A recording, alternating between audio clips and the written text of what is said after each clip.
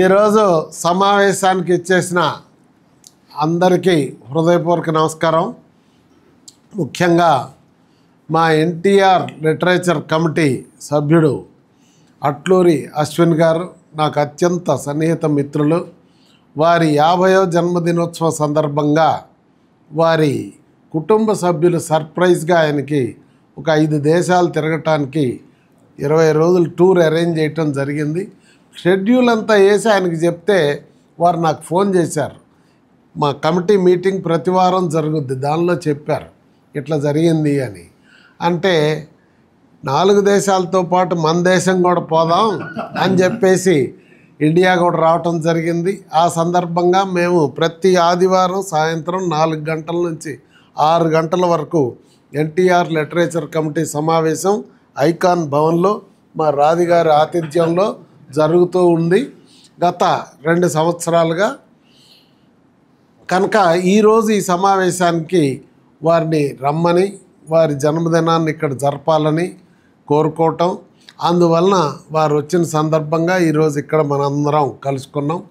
వారికి భగవంతుడు ఆయురారోగ్య ఐశ్వర్యం కల్పించి నిండు నూరేళ్లు జీవించాలని, మళ్ళా ఈ సందర్భంగా ఈ మాటలు రికార్డ్ అయితే కనుక మళ్ళా 100వ సంవత్సరంలో కలవాలని అందరం అయితే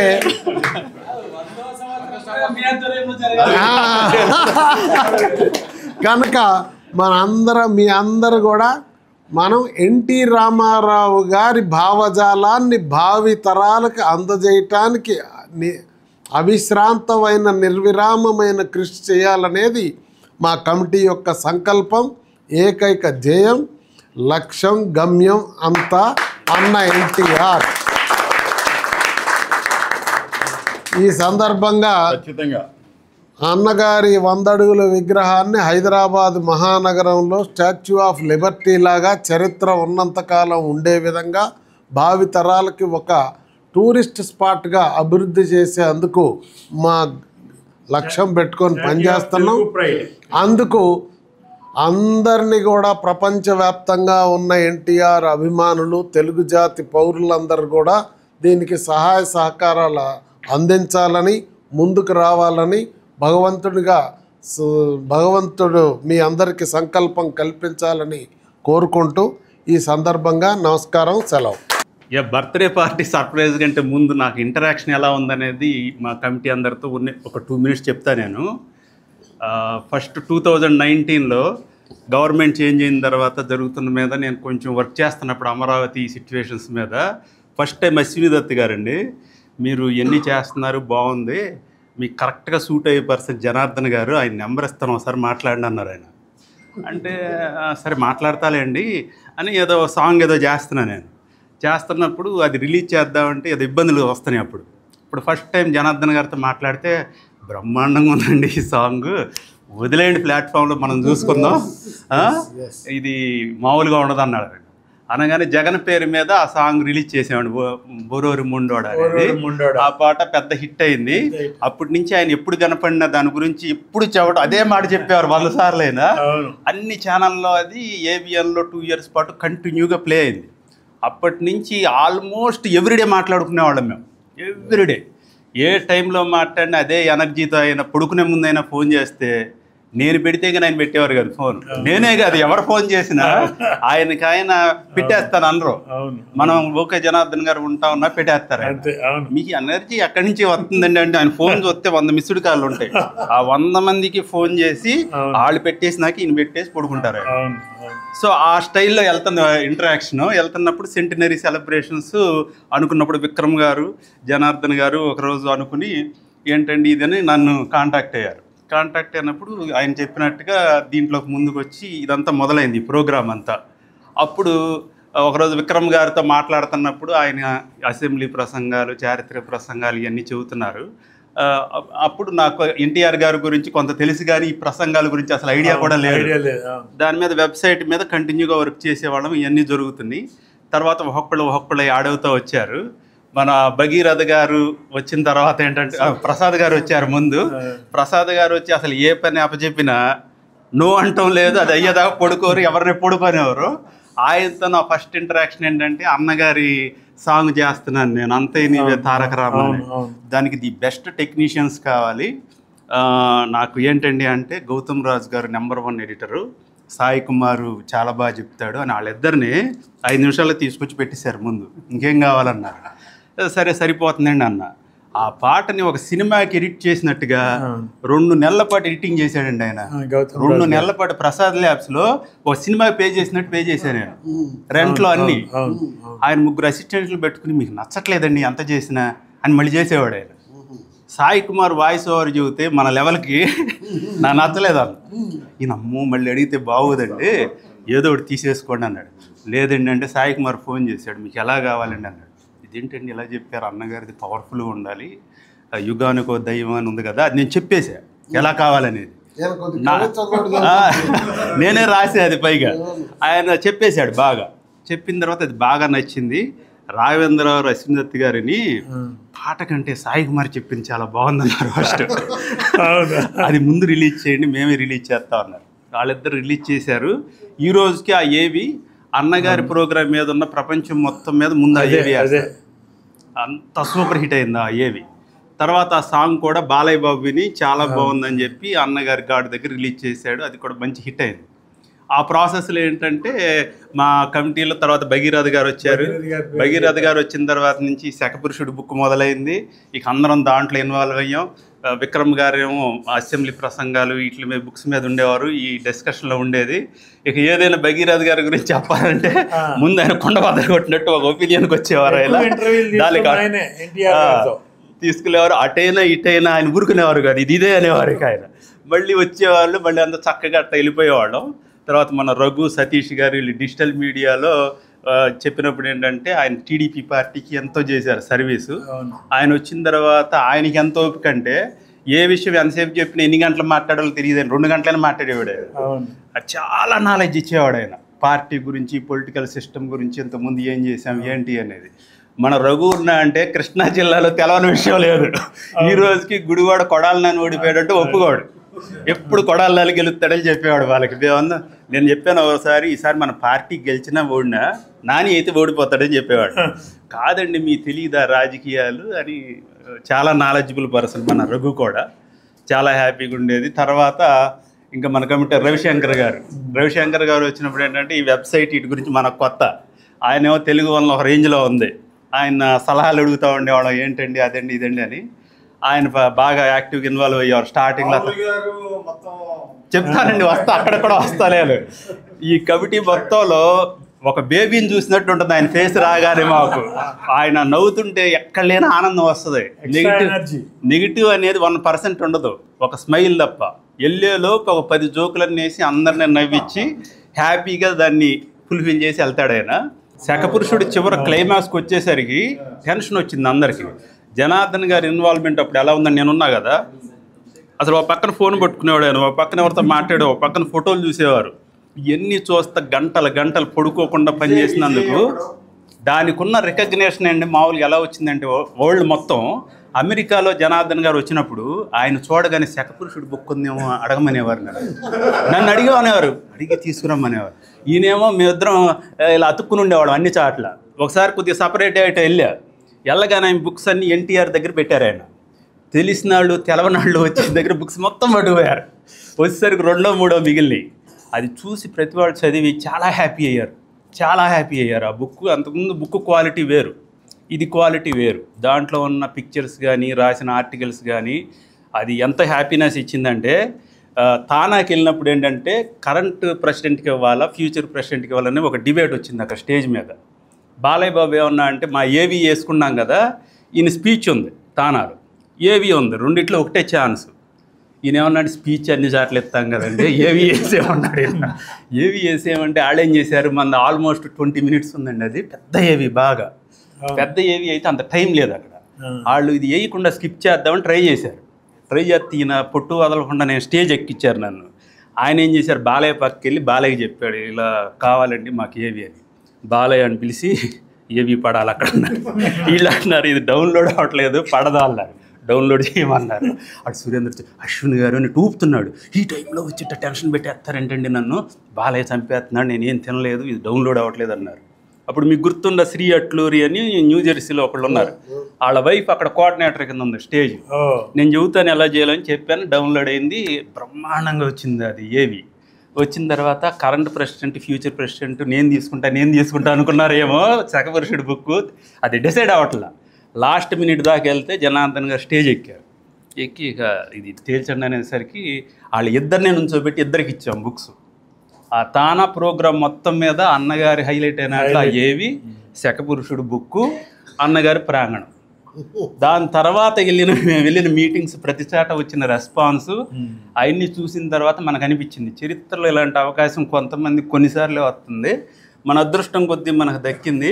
ఇది ఎన్నేళ్ళు చేసినా ఆగది, ఇది వెళ్తానే ఉంటుంది. ఎందుకంటే ఎప్పటికప్పుడు నేను అనుకున్నాను ఇంకేం పని ఉంటుంది, మనకు అయిపోయింది, ఎలక్షన్ అయిపోయింది, బుక్స్ అయిపోయినాయి, వెబ్సైట్ అయిపోయింది, వెబ్సైట్ని ముందుకు తీసుకెళ్తాం, ఏం పని ఉంది అనుకున్నాం. మళ్ళీ మీరు తారక రామారావుతో వచ్చారు. ఈయన ఇప్పుడు ఈ పోటీలు అని చెప్పి ఆయన బిక్కి కృష్ణ గారు కొన్ని కాన్సెప్ట్స్తో వచ్చారు. ఇప్పుడు ఈయన పొద్దున్నే స్వరాభిషేకం కాన్సెప్ట్ చెప్పారు. రేపొద్దున్న ఏంటి మన విగ్రహం మొదలవుతుంది. తర్వాత ఇప్పుడు మన డేటా సైంటిస్ట్ ఆయన వచ్చాడు, కొత్త పెట్టుకుని ఆయన మొదలు పెట్టాడు. ఇది ఎక్కడ అవుతుందో తెలవట్లో మొదలవటం తప్పితే శకపురుషుడు టైటిల్కి యుగ పురుషుడని అదని ఇదని రకరకాల టైటిల్ అనుకుంటున్నాం అందరం కారులో. జనార్దన్ గారు నేను వస్తున్నప్పుడు మన కమిటీ వాళ్ళు కూడా యుగ పురుషుడు శకపురుషుడు బాగాలేదన్నారు. ఈయన అలిగేశాడు, ఫోన్లు ఎత్తట్లే. ఫోన్లు ఎత్తకపోతే జనార్దన్ ఏమండి భగీరథ గారు ఫోన్లు ఎత్తట్లేదు ఏంటన్నాడు. అంటే ఆయన కాదంటే ఒప్పుకోడండి, కన్విన్స్ చేయాలి అని ఆయన పిలిచి శకపురుషుడు అంటే ఏంటని మీటింగ్లో పెట్టి ఈయన పిలిచాం. ఎవరో అన్నారు, పేరు గుర్తులేదు, శకపురుషుడు అంటే శకానికి అండి, యుగ పురుషుడు అంటే యుగానికి అన్నారు. ఇక ఆడేసుకున్నాడు ఈయన అందరినీ. శకం అంటే ఏంటి, యుగం అంటే ఏంటి, పురుషుడు అంటే ఏంటి, మొత్తం లింగాలతో సహా మొదలుపెట్టాడు ఆయన. మొదలుపెట్టి అంతా చెప్పిన తర్వాత ఈయనతో గోలెందుకులే అని ఒప్పేసుకున్నారు అందరూ. కానీ కారులో వెళ్ళినప్పుడు బాగా ఆలోచించి నిజంగా జెన్యూన్గానే జనార్దన్ గారికి నాకు అందరికి అనిపించింది శకపురుషుడే కొత్తగా ఉంది, బాగుంటుంది, ఇది పెడదాం అనుకున్న తర్వాత శకం అది శాలివాకన శకం ఎట్టయితే చరిత్రలో ఉందో ఎన్టీఆర్ క్రీస్తు శకం లాగా ఎన్టీఆర్ శకం అని రావాలంటే అప్పుడు ఆ కాన్సెప్ట్కి మేము ఏది ఒప్పుకున్నా దానికి ఒక జస్టిఫికేషన్ ఉంటుంది.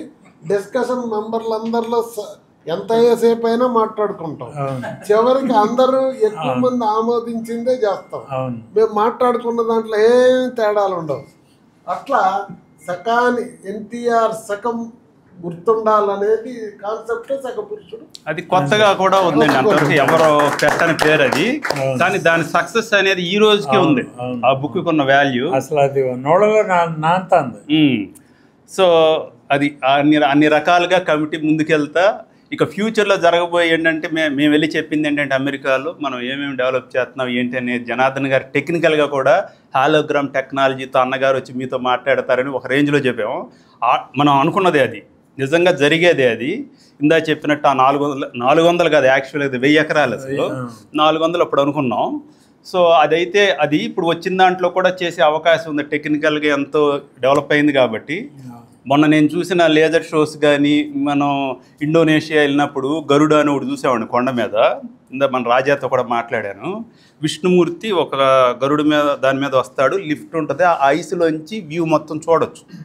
అట్లాంటిదే మనం కూడా బిల్డ్ చేసి కింద నుంచి అన్నగారి చెయ్యి ఇలా పెట్టినట్టు ఇలా పెట్టి ఈ బ్రిడ్జ్ ట్రాన్స్పరెంట్గా పెట్టి చేతి మీద నుంచి వ్యూ ఉండేటట్టుగా పెడితే ఇంతవరకు ఎవరో చేయలేదు అసలు మామూలుగా. అలాంటి మనం చేయటానికి తక్కువ సైట్ ఉంటే ఎక్కువ విజిబిలిటీ ఉండేటట్టుగా మనం అలాంటివి అయినా ప్లాన్ చేయొచ్చు. ఇక నెక్స్ట్ ఇయర్ నుంచి మన ఫోకస్ అంతా విగ్రహం మీద ఉంటుంది. ఈ ఈవెంట్లు కంటిన్యూ అవుతుంటే ఇంటర్నేషనల్గా కూడా అన్నగారిది ప్రతి సంవత్సరం ఒక కంట్రీలో ఒక మంచి ఈవెంట్ చేయాలనే ఉద్దేశం ఉంది. దానికి కొంతమంది సెలబ్రిటీలతో మాట్లాడి వాళ్ళతో చేద్దామని ఉంది. కేసీ రామారావు గారి హెల్ప్ కూడా నేను అడిగాను ఆ మధ్య ఒకసారి, ఇలాంటిది కావాలండి అని కొంతమంది అపాయింట్మెంట్స్. ఎలక్షన్ల ముందు ఆయన గురించి కూడా చెప్పాలి. ఎలక్షన్ల ముందు భగీరథ గారు ఒకసారి నాకు కలిపారు. ఆయన్ని కలిపినప్పుడు ఆయన చాలా పెద్ద ప్రొడ్యూసర్, ఆయనకి తెలియంది లేదు.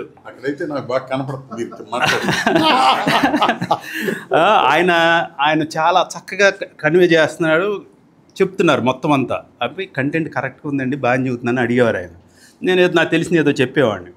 ఎలా మాట్లాడితే బాగుంటుంది, వీడియోలు ఎలా రిలీజ్ చేస్తే బాగుంటుంది, ఏ టాపిక్స్ మీద మాట్లాడుతుందని కంటిన్యూగా చాలాసార్లు మాట్లాడేవాడు ఆయన నాతో.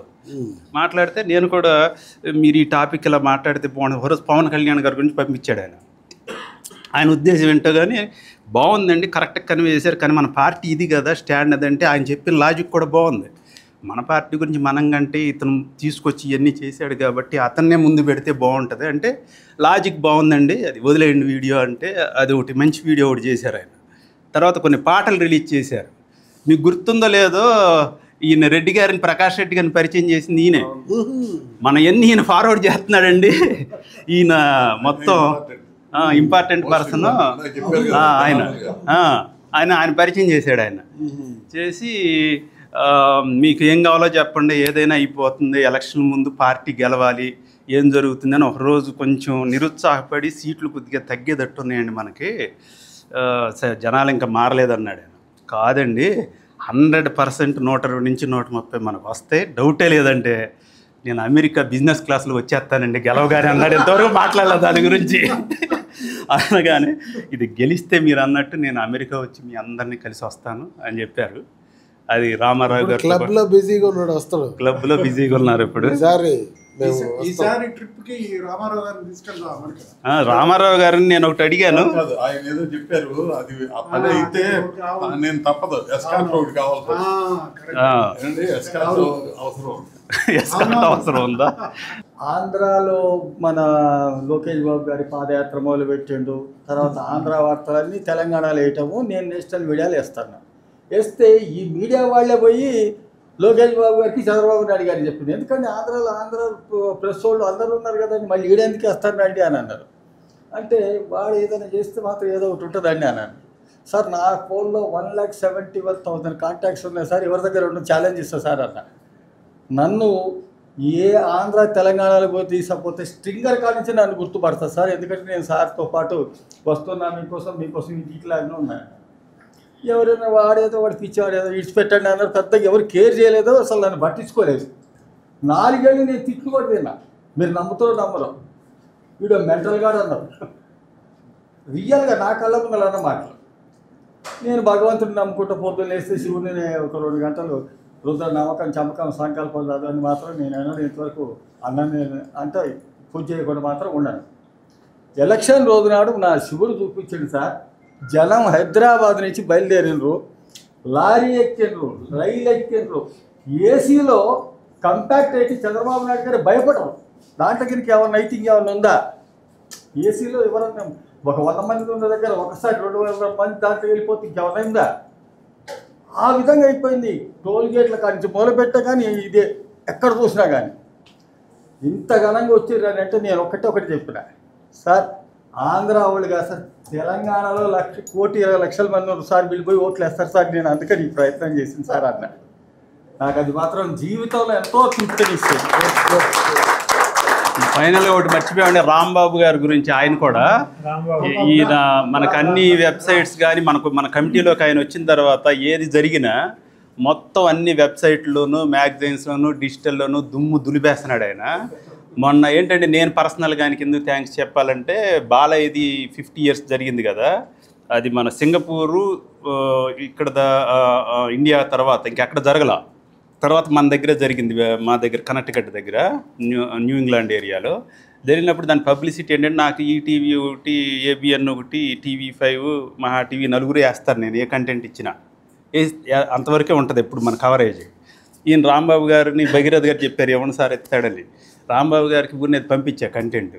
తెల్లారేసరికి ఎన్నో నెంబర్ కూడా గుర్తులేదు నాకు, ఎంత ఉంటాయి ఎన్ని ఉంటాయండి అవి? 21. అసలు మామూలు వైరల్ అవ్వాలా. అమెరికాలో ఫస్ట్ టైం అంత వైరల్ అవ్వటం, వాళ్ళందరూ థ్రిల్ అయిపోయారు. మామూలుగా ఏంటి ఎప్పుడు చూడలేదు ఇంత పబ్లిసిటీ వచ్చింది దీనికి, మనం చేసిన దానికంటే అన్నిట్లోకి వెళ్ళిపోయింది, వైరల్ అయింది. సో ఆయన కూడా మనకు మంచి అసెట్ అండి మన కమిటీకి. Very very happy. Excellent communicate. Yeah, thank you all for coming అండి.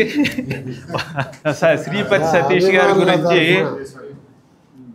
దేశంలో ఉన్న ప్రపంచంలో ఉన్న అభిమానులందరినీ కూడా కోఆర్డినేట్ చేస్తూ వాళ్ళందరినీ మనం సేవలు ఉపయోగించుకుంటాం. అన్ని రాష్ట్రాలు, ఆంధ్ర, తెలంగాణ. తెలుగు సమాజం ఎక్కడున్నా దేశంలో ఉన్న డిస్ట్రిబ్యూషన్ బ్రహ్మాండం చేశారు. డిస్ట్రిబ్యూషన్ బాగా చేశాడు. బుక్స్ అన్ని తెలుగు సమాజాలను నెట్వర్క్ చేసే బాధ్యత వారి మీద పెట్టాం. ప్రపంచంలో ఉన్న తెలుగు సమాజాన్ని నెట్వర్క్ చేసే బాధ్యత వీరి మీద పెట్టాం.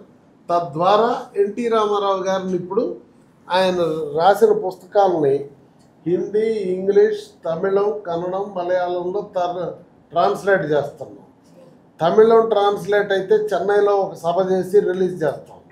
అక్కడున్న ఒక సినిమా స్టార్ని, ఒక పొలిటికల్ స్టార్ని పట్టుకొని ఆ తర్వాత హిందీ బాంబేలో చేద్దాం అనుకుంటున్నాం. ఇంగ్లీష్ ఢిల్లీలో చేస్తాం. ఆ తర్వాత ఉర్దూ హైదరాబాద్లో చేస్తాం.